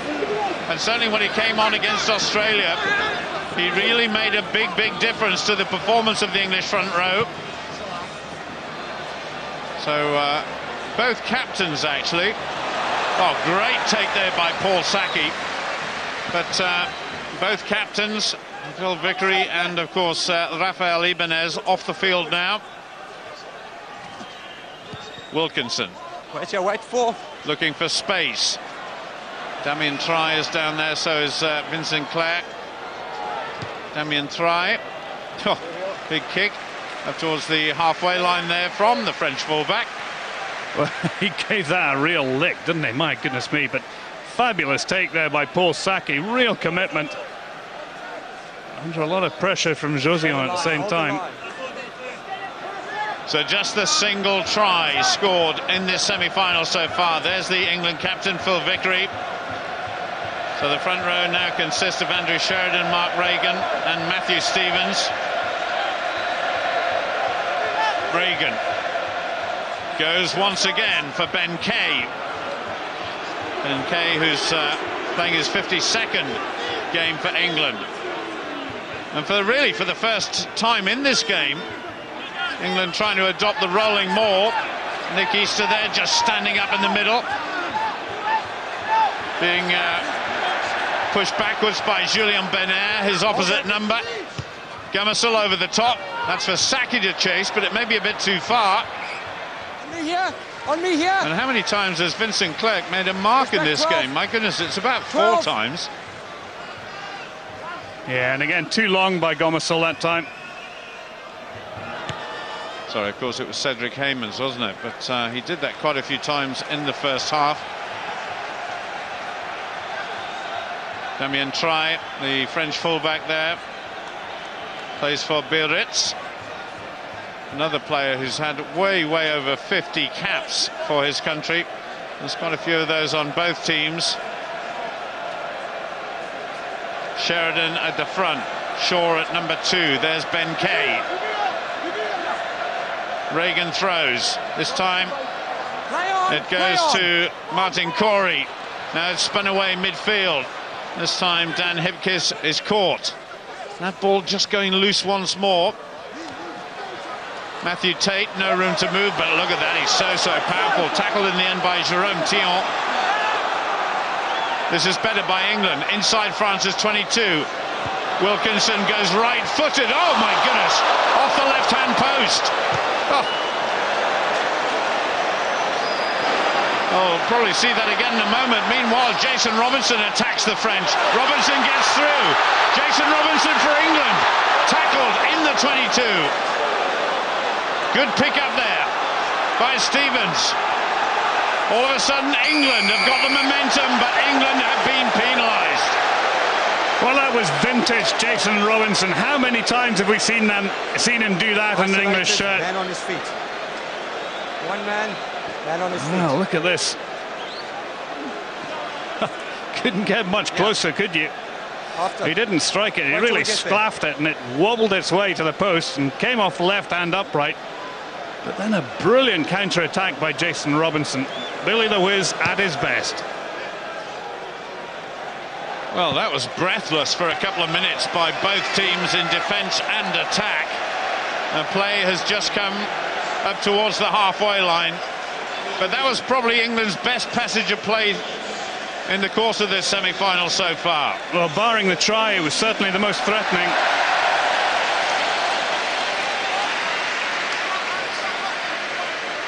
Christophe Dominici coming into the fray. Obviously another survivor from that last meeting in the Rugby World Cup in 2003. Absolutely. And Dominici wants the golden boy of French rugby. Run away! Now spends most of his time in these big games on the substitutes bench, but he's on the park now. Elisal just pops one up there to Serge Betson. Chabal in support, along with Peter de Villiers, of course, as well. Well, that stupid play by Matt Stevens there. He just came over and trying to pull in Elisal. 10. Big hit. There he is, just pulling him away. Stupid play. He doesn't need to, just give him the ball and defend from there. Well, certainly one thing is for sure, at this stage in the game, you must not panic. We're down to the last quarter of the World Cup semi-final. Still just a single point between the two teams. So the questions still have to be asked, David. Can the defending champions go for a second world title, or will the host nation make it through to the Stade de France in a week's time? Well, with a margin as close as this and Johnny Wilkinson in your side, they've got to be in with a very good shout. That was a great take by Julien Bonner, this exquisite number 8 for France. Chabal gets down and pushes. So does Dimitri Shazevsky, the substitute hooker. This is good work by the French. England must be aware. Nick Easter, the English number 8 there, gets wheeled round. Once again, the French go rumbling forward. Elisal spins it away to Michelak, then to Jean-Zion. Oh, good tackle there on David Marty. You've got it! And England have stolen it. Gambasol. That wasn't a very tidy kick, but picked out well from the sky by Damien Traille. Paul Saki it was who went up against the French fullback. But France still have it. Michelak looks for space. That's going deep. And Johnny Wilkinson goes back for England, so not a particularly good kick there by Frederic Michelak. Yeah, I think he wanted it in the corner. And how many times have we seen that? Just overcooked kicks this evening. Great take by Damien Traille, and good challenge by Paul Saki. It couldn't be better poised. A single point separating two teams who desperately want to make the Rugby World Cup final. Wilkinson for England. A long, long dropout. France on the attack. Just over the halfway line. MISELET. Oh, Chabal. My goodness, you can hear the thump from up in the main stand here. Elissalde is caught two-handed, gets it away to MISELET. On to Serge Betsen. Great tackle by England's Mike Catt. Push back one. Elissalde looking for options, goes to MISELET. MISELET left-footed this time. Sees a little bit of space there, but Jason Robinson had it covered. Yeah, that's a little bit better again. The winger very wide. What a great tackle there by Matt Stevens, my goodness. It was. It's so compelling, this match. He'd been virtually on the edge of your seat from the moment that Josh Lucy went over in the very first or second minute of the match. It's been compelling. Well, just a slight problem to the left-hand side there. Once again, Mark Regan has a bit of a problem. I just wonder whether we might see George Shooter getting warmed up. Any sign of anything happening down there, Robbie? Yeah, Paul, he's just a couple of metres away from me. He's come down on a number of occasions in the last, 15 minutes, in fact, but every time he's gone back to join his teammates. But I think this is he's going to come on very soon. Thanks very much, Robbie. My goodness, what tension we have here in the Stade de France. Joe Worsley there with Martin Corey. Those two have worn the England shirt in the same game on many, many occasions. Worsley picks up. Worsley drives through. Tackled in the end by Betsen and by Dusautoir. Gamasol spins it away. And Mike Catt decides to go down the other side. Good support from Paul Saki, but France have stolen it. Great play by Elissalde. Wilkinson has to go scurrying back. Just a little bit off balance there. And right off the side of the boot by Jason Robinson. Well, turnover's so critical. England on the attack there. Shaw goes in. And a great piece of stealing work, thieving work. And Elissalde sees that no one's home, puts the deep kick in, and a great attacking position for France now.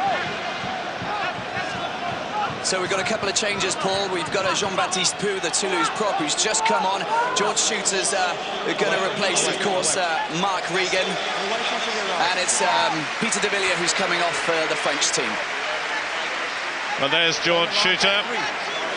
Leicester Tigers hooker, of course, playing in his 18th international, and just saw the rear view there of Peter de Villiers. Now then, France in a great position here. Their three-quarters are standing very deep. A huge cheer goes up around the Stade de France. This is a controlled bit of play by the French. Spun away by Elissalde. MISELET pops it over the top. There's a gap. Oh, my goodness. Just taken over the line there by Matthew Tate. Well, again, just slightly overcooked by MISELET. How many times have we said that about kicking this evening? Great take by Chabal, and the crowd on its feet as this French forward took it to England. Wilkinson, not for the first time, goes deep. Big hanging kick there. Jason Robinson is underneath it. Oh, that was very well taken by the English fullback, but look at the French forwards driving England backwards. Gamasol. No, two! Goes for Mike Catt this time on the right foot. And that's a good clearance by the English centre.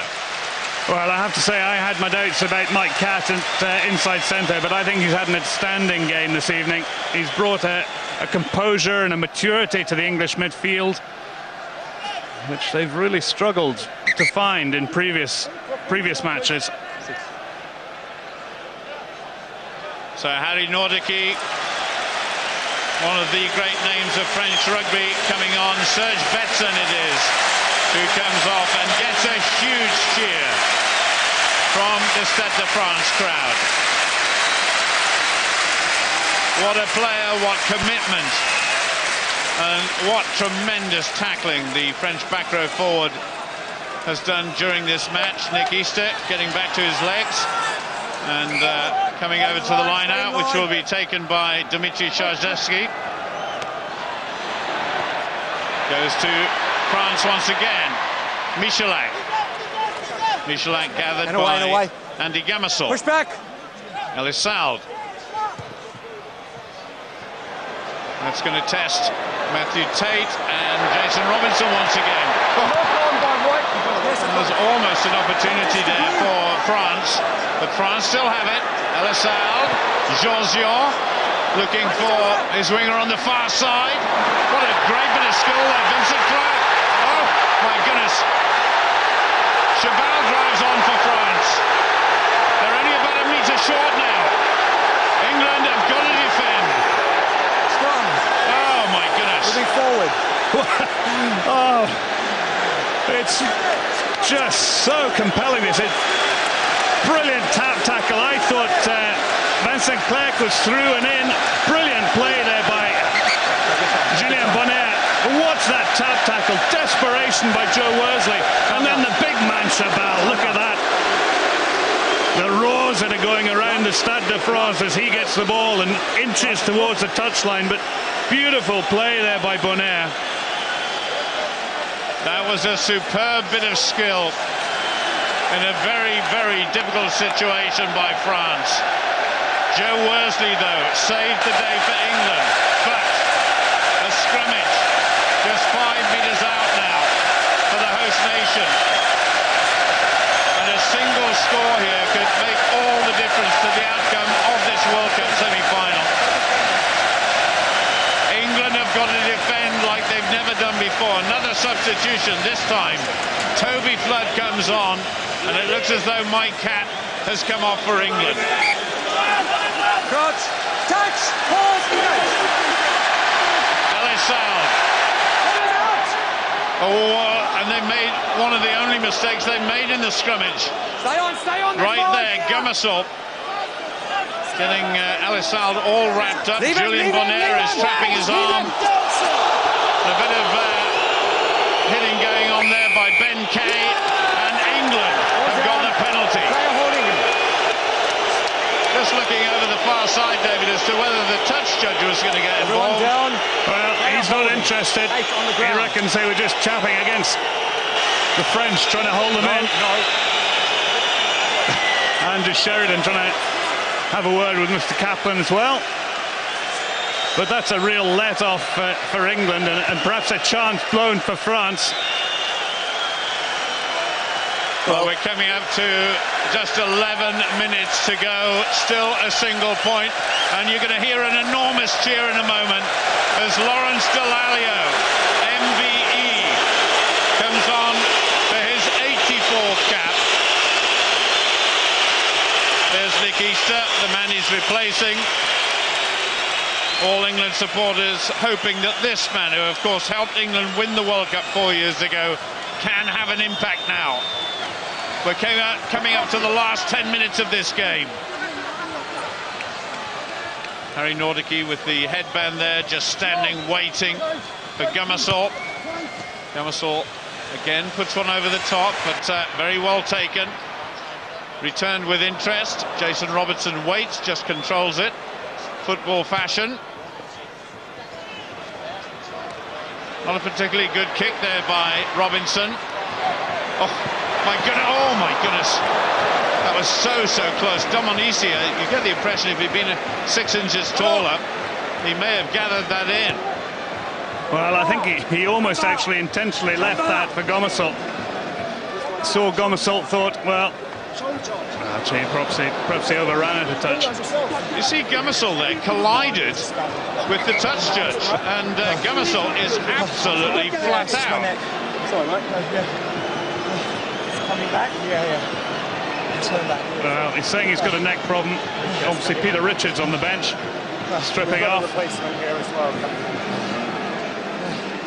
Well, Peter Richards getting ready to come on as one of the French players receives attention, but that is terrible news for England and for Andy Gamasol, who really hasn't done anything wrong at all here.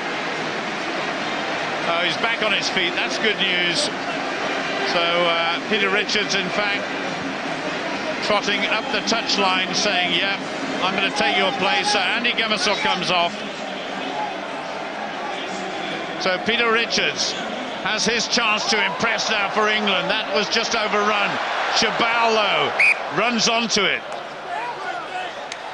Just went slightly forward there.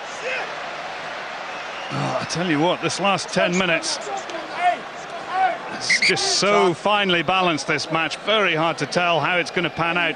France with the territorial advantage. They just can't turn that territorial advantage into points. Well, MISELET there maybe got an elbow or a head into his cheekbone, and David, as you know, as you were telling me over dinner this evening, that can be very painful. Yeah, it's not a fun injury, that one. Johnny Wilkinson down as well. Well, you know, I was reading a report in one of the English newspapers earlier on this week, and Brian Ashton was asking for total and utter commitment, and certainly that was taken on board by all of the English players and all of the French players as well. Let's face it, the stakes are very, very high in this game. Just watching the I think really it was a collision between Shaballo and Wilkinson, wasn't it? They talk about collisions in rugby, and that is a very appropriate word to use, the way this game's been played this evening. Lawrence Dallaglio picks up his first touch of the ball, lays it back for Peter Richards. Deep into the 22 now. That's screwed down the field, but picked up by Dominici. Spins it across to Damien Try. Try hoists one. Peter Richards underneath, well taken by the England substitute scrum half. Dallaglio there to support. Hip kiss, now acting as scrum half. Not a particularly good pass to Wilkinson, but it's safe, and that goes into touch right on the halfway line. And we're coming up now to 72 minutes, 8 minutes left, and still just 1 point separating our two World Cup semi-finalists.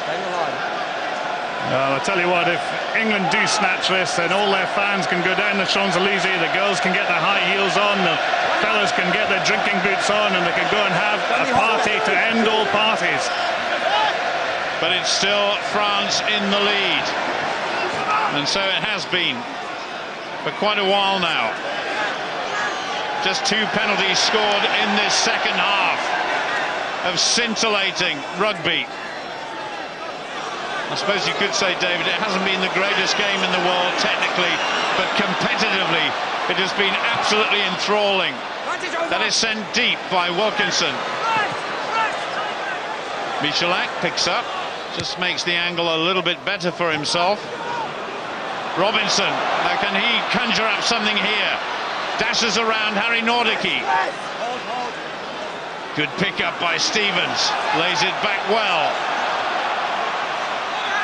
Could there be something on for England here? Richards onto the other substitute, Toby Flood, who tried to have a go there, but it was an abortive kick.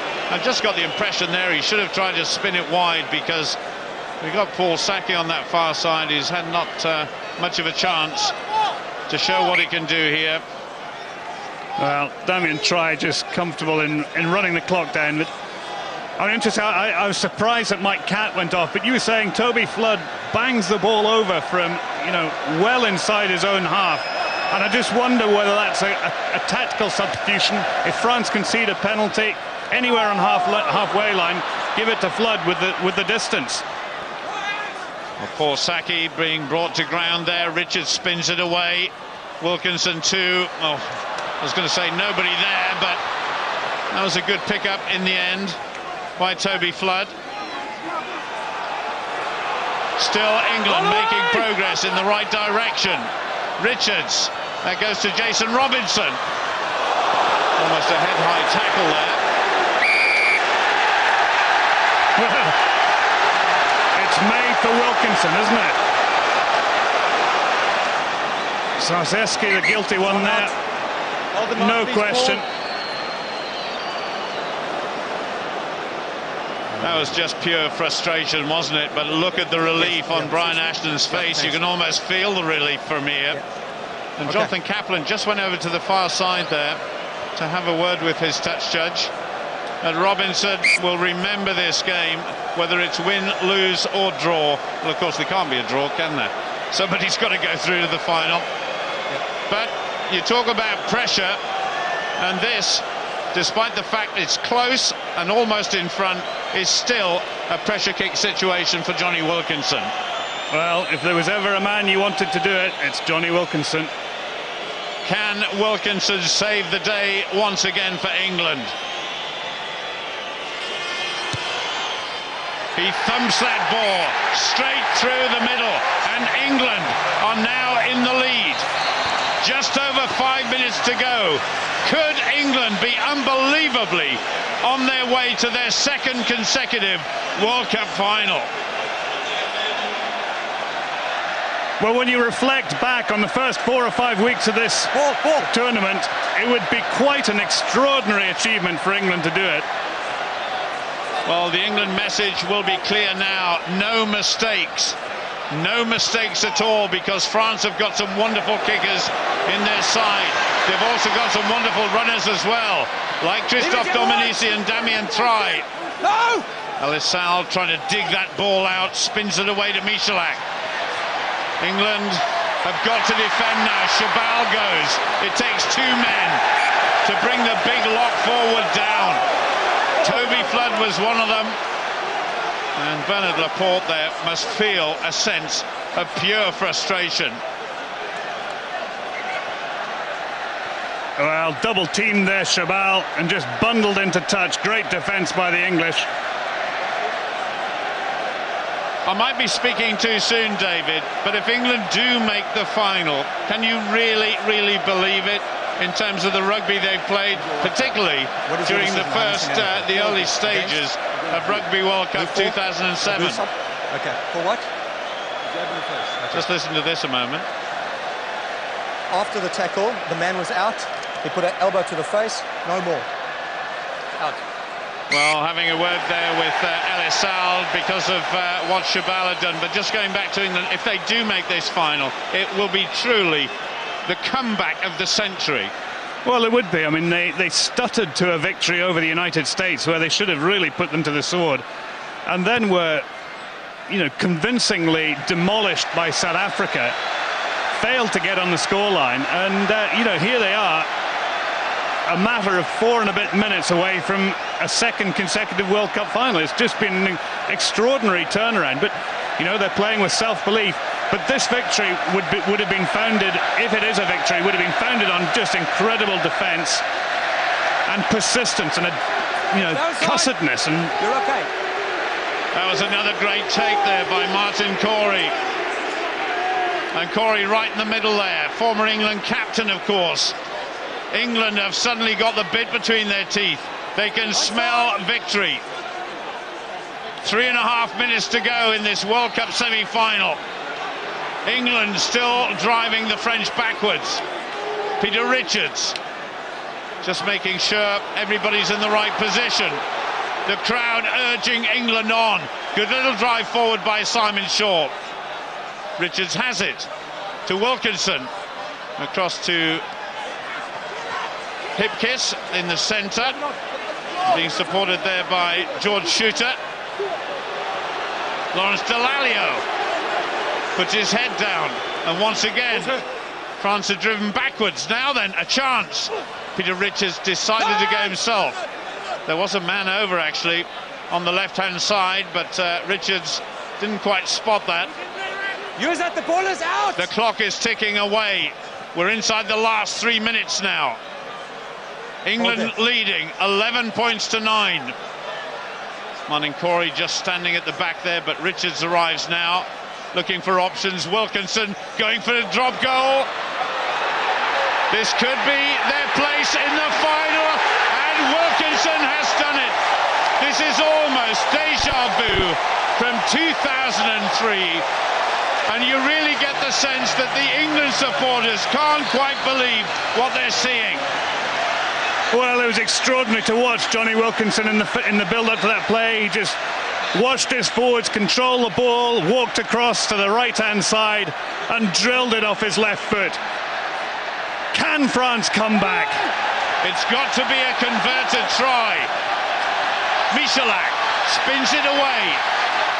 Little driving run there by David Marty. What a semi-final we've got. It's still game on. MISELET gets it away. And that was Dimitri Shazevsky, the French hooker.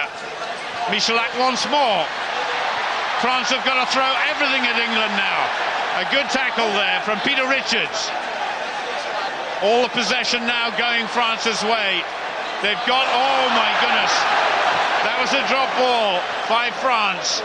Referee playing advantage for the time being, but they'll have to come back. Almost coming up to the last minute now. England, a 5-point lead. A try would do it, and that would take it into extra time. Well, England very slow to regroup and come towards this scrum. The clock still ticking away. We're into the final minute of the game. What a sensational victory this would be for England. They are, of course, the defending world champions. And whatever happens here, you'll have to say that England have competed magnificently. Richards. Big kick coming in from Toby Flood. He's got a big boot on him that goes way over the halfway line. But in fact, just line out will be taken right on halfway. There's the French captain, Raphael Ibanez. He would have loved to have led his country out in front of a home crowd in the World Cup final, but it may not happen. 10 seconds left. This is the last chance for France. Great take at the back of the line. MISELET. France have got to make this one count. Lawrence Dallaglio, they're in at the tackle, and that is a penalty. But they can't just kick it goal. It's got to be a try, and it's got to be converted. Harry Nordicki now for France. Elissalde, MISELET. France are trying to tie England up in knots here. Simon Shaw defends for England. Roll away, 10. This possession has got to go all the way for France. A try would mean we had a draw, and this semi-final would go into extra time. But the first mistake France have made, and it is England that will go through to the World Cup final. Elissalde once more to MISELET. France on the attack. Lovely run there by Vincent Clerc inside England's 22. There's an England player gone in from the side there, Daniel Hipkiss. But play goes on. MISELET. Good tackle. Good defence by England. The 7th phase of play. And the old English phrase about throwing the kitchen sink is really appropriate here. Even Damien Try, the fullback, is in there. The whistle has gone. That is the end. England are in the final. An absolutely unbelievable result. The defending champions have won their semi-final against the host nation. England are the winners by 14 points to 9.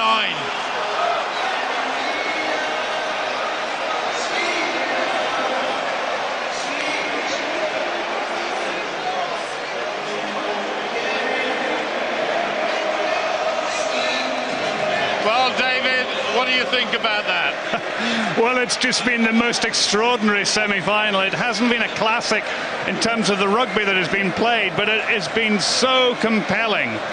And just an immense effort by the players in white. I think France had it within themselves to win this match, but oh, you can look devastated, absolutely devastated at the end of this match. And England march on, and could they be the first ever side to retain the World Cup? Well, we will know who their opposition is tomorrow, of course, because South Africa will play Argentina, and if South Africa end up playing England in the World Cup final, 36-0 in the pool games. Well, on the basis of tonight's performance, it's a very different England side that played compared to the side that turned up at the Parc des Princes to play South Africa. They're much more organised. They know what they're doing. Defensively, they played extremely well. There's Mike Catt. For me, I thought he was absolutely outstanding and you know, a brilliant tactician in the midfield alongside Johnny Wilkinson. Man of the match. And justifiably so. Well, the England supporters, I think 3 or 4 weeks ago, could have been forgiven for thinking that England's defence of this World Cup was going to go out with a whimper. But they've come back so well, and we mentioned this word momentum at the beginning of the game, and they just kept on going from what happened last week in Marseille against Australia. And it didn't matter what Chabal or any of the French did, England just held their own. Lewis Moody, well, there's one fellow, Thierry Dusatois, who I'm sure will come again. The French captain, Raphael Ibanez, his chance of winning the World Cup, you sense, has gone. But what a moment for England and English supporters. What a moment for Mark Regan. Yeah, it's such a contrast. The highs of winning, the desperate despair of defeat. Testing one. Certainly is a very hard time for Raphael Ibanez, the French captain. A wonderful moment, of course, for Brian Ashton. But your heart goes out in a way to Raphael Ibanez, such a brilliant servant of French rugby and of world rugby. Raphael, we expected a very tight battle. It is exactly that, and unfortunately it was the last 6 minutes that changed the outcome and the future of the France team. Well, we knew before that game, you know, it would be a tough one and a tight one, and that was the case today. I think, you know, England did exactly what they had to do. We couldn't really up the tempo from the French point of view, and this is why we are very disappointed. Obviously, you know, you got the third place playoff, but you know, at the end of the day, you obviously wanted to get through to the final because, you know, you're playing at home. It's difficult for you to digest. Well, you know, I'd say well done to the boys. You know, we worked really hard after a really bad start against Argentina, and we believed in ourselves. We thought that we could do it, but today we must recall, you know, England are still world champions, and they're going to fancy the chances in the final now. Merci beaucoup, Raphael. Thank you. That certainly was very gracious of Raphael Ibanez. And for some of the French players, well, their chance of World Cup glory has gone. And what a Phil Vickery, my goodness. He certainly had mixed fortunes at the World Cup. But what a great performance today. Phil, that was titanic. I mean, everybody knew that it was going to be the crunch. It was definitely that. You've got everybody on the edges of their seats. You're obviously very happy to make it to the final. Just fantastic. A huge effort from everybody. I mean, you know, look around the stadium, the fans, coaches, players. It's just been a phenomenal week. Really special, and great to be part of it. Great. Did you expect to actually get to the final? Well, I never expected to get to the last one, so but just huge effort from everyone. Big thank you to, you know, to everybody involved with the team, and you know, it's just our job's easy really. Show a bit of effort and a bit of commitment, and I think, you know, we showed that today. Not a great game of rugby, big atmosphere, and you know, just great to come out on top. Really special. Thanks so much. Congratulations, and good luck for the final. Well, this party in Paris will go on for some time to come. Good game by Simon Shaw. And what of Brian Ashton? A lot of people wrote him off and said, well, after this World Cup, he's going to have to look for another job, but he's taken his team through to the final. Well, they talked about the English side being a side of Dad's Army in 2003. Maybe it's experience that counts in World Cups. They've got age, perhaps against them compared to other sides, but my goodness me, they're making the experience count, and when tight things, tight games happen, they're able to squeeze it. And Johnny Wilkinson, when you've got a player of his caliber, his standard, his composure, that last drop goal was just sublime. I was reading a newspaper on the way over on Eurostar here this morning. It was the front page of the Times, and there was a picture there that said this was the last time France did anything worthy of note. And it was a picture of 1066 and William the Conqueror. I think that was a bit unkind, but I think the message was that England were going to do some damage here today.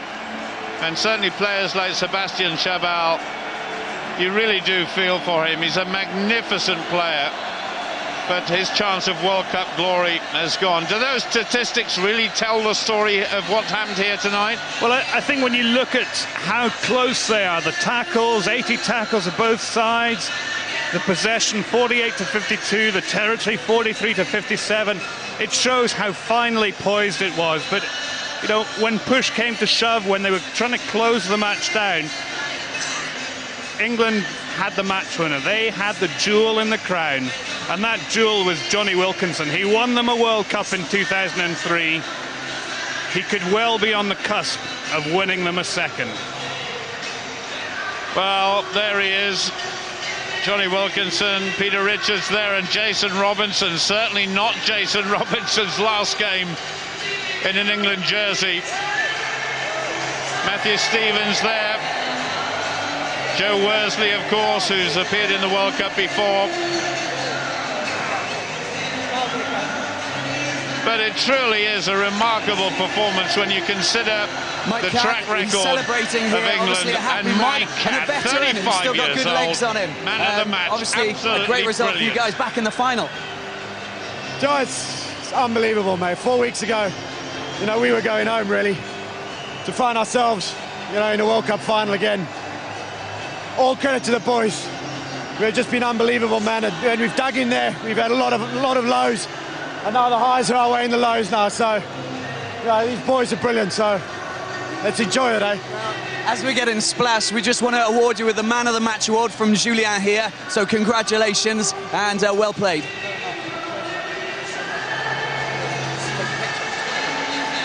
Absolutely superb. And I wonder if Mike Catt, with all the best will in the world, I know he's a fitness fanatic, he's a great footballer, but he must have thought a couple of seasons ago, well, I think my chances of appearing in the World Cup again are pretty slim.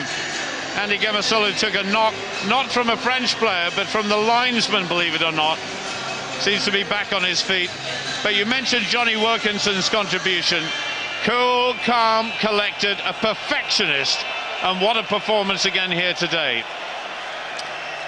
Yes, I think, Mike Catt, he didn't look like a 35-year-old playing in a semi-final of a Rugby World Cup to me. He looked like a man with experience, with composure, and with real clarity about how he was going to play the game. And he shaped the game brilliantly, and, I think he was the difference. 4 weeks ago, Brian, I bet you didn't think did you think that you'd actually get into the final 4 weeks ago after that first match? Yeah, well, you never give up, do you, in a tournament like this? And 4 weeks ago, we could only get better, to be honest, and we have done. So you got yourself into the final. This is fantastic, obviously, for you. We talked about momentum, before the match. It's obviously riding high, and there's a lot of belief now. Obviously, you're going into the final. You're obviously thinking that you can actually win this tournament now. Yeah, I mean, there's a lot of belief because we've got some really talented and experienced players in the squad. So why wouldn't you believe with with a group of players like this? Thanks very much. Congratulations, Brian. Brian Ashton not giving too much away there.